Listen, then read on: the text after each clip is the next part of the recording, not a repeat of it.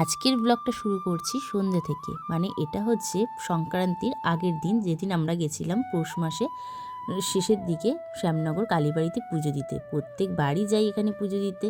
তো দেখো, প্রথমে গেলাম মেলাতে, যেহেতু শেষের দিকে ছিল মেলাটা, প্রচণ্ড ভিড় ছিল। প্রথম দিকে আর যাওয়া হয়নি, যেহেতু গেছিলাম ঘুরতে।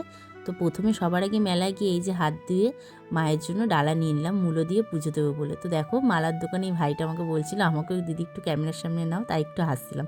দেখো, ভিতরে গেলাম মন্দিরে।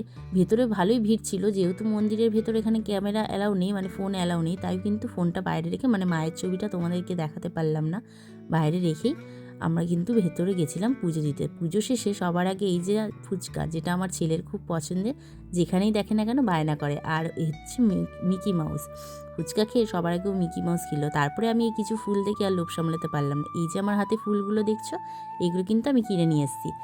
ফুলগুলো কিনে তারপরে এই যে দেখো কত বড় বড় বেগুনি ভাজছে।